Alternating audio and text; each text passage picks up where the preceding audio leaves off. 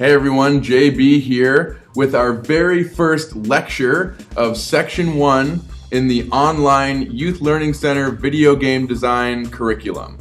So in this first lecture, we're going to show you the finished product of what you're going to be creating in the very first section. So over here we have a game salad file that's titled Lecture 1.8. And that just signifies that once you're done with all of the 8 lectures that have to do with programming, etc., your game is going to look like this. So I'm going to go ahead and open this game salad file. And right away we can see a couple things. We have 3 different scenes, one of which is our main menu scene, one of which is a game scene, and one of which is a game over screen. So we can see that we're going to have 3 different parts to this game. We're going to be playing in the middle scene, we're going to have a main menu, and a game over. Let me just go to project info here really fast and show you that we have the title here. I titled mine Space Shooter. The platform is on the iPhone in landscape, which is the side view. And we have a description, our hero saving the planet from an alien invasion, and how to play the game. Arrow keys to move, spacebar to shoot. So we're going to go ahead and go right into the main menu, and I'm going to show you a couple of the things that you're going to be learning how to put in. So we can see here that we have some static images, non-movable images, and we're going to talk a little bit about what that means in a later lecture. And we have a main character here that's, you know, there's the illusion that he's shooting bullets over at the enemy who is then beginning to explode. We have a finished explosion over here and a few other enemies. And actually when we preview the game, the title is going to be up in the top right, and our play button is going to be in the middle, which we can see right here even though it's invisible right now. Let's go into our game screen. Pull this open a little bit. So as far as the game screen goes, you're going to be learning how to create environmental effects, which is signified by these mountains here that are going to be moving to the left to create the illusion of motion. You're going to be learning how to create a spawner that's actually going to launch the enemies out in random positions.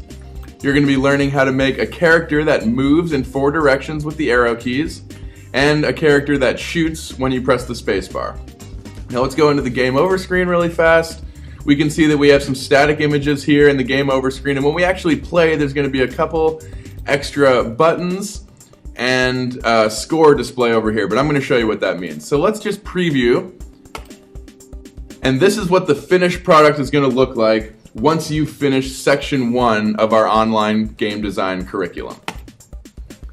So we have our main menu screen with some static images, and this sort of just shows the player how to play right off the bat. We can see that we have a main character over here shooting with the beginning explosion on the enemy, a finished explosion, and some static images on the side. And we have a play button and a title. When I click the play button, it brings us into our game screen. Now notice the 2 numbers in the top left corner. That is the score and the lives. So you're going to be learning how to create both the score and the lives by using integer attributes. You're going to be learning how to create these explosions when the enemy gets hit by the laser. You're going to be learning how to create these environmental effects that are at the bottom of the screen.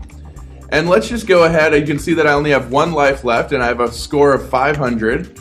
So I'm going to go ahead and let myself get hit by the enemy.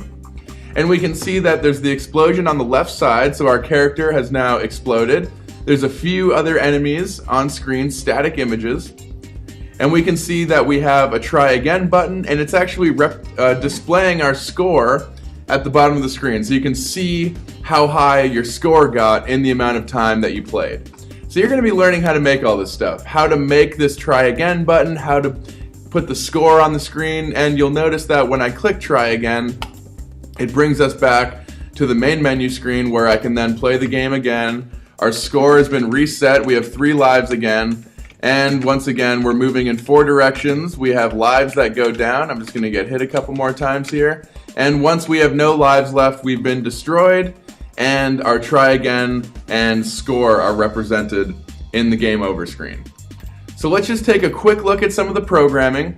We have all of these different images down here. which have actually been imported into the library, which we'll show you how to do in a later lecture. We have all these different images that I've then taken into the inspector toolbar and have begun to program. So let's just open up the main character. We can see we have 1, 2, 3, 4, 5, 6, 7 separate pieces of programming. Some of them for the moving, so this is moving right, moving left, moving down, moving up. We have our lives equaling 0, then changing the scene to the game over screen. We have shooting with the spacebar is down, spawning the red laser, which you'll learn how to do in a later lecture. And when we have overlapped with the enemy, we're going to lose a life. So that's just one small piece of the programming aspect that you'll be learning in later lectures. We have 1, 2, 3, 4, 5, 6, 7, 8, 9 separate actors with individual programming. We have a background here, which is represented. And then we have these static images, our menu ship, menu enemy, menu laser, menu explosions, etc. And our title, which is actually shown up in the top right over here, right in this spot. So you're going to be learning how to create all these different facets of the game, how to program them to pull off the finished product here, which is going to look like this. Shooting, moving, environmental effects. I'm going to go ahead and lose my lives here, 1 and 0. And we have a try again button with the score that I got. Click try again, brings us back to the beginning. So that's exactly what your game is going to look like. We're going to provide all the assets for you, all the images, and I'm going to fill you in on how to program everything to create a finished product that looks like this. So we look forward to having you in the class for our second lecture, where we will be talking about basic programming and that four-directional movement aspect of our game. So we'll see you then.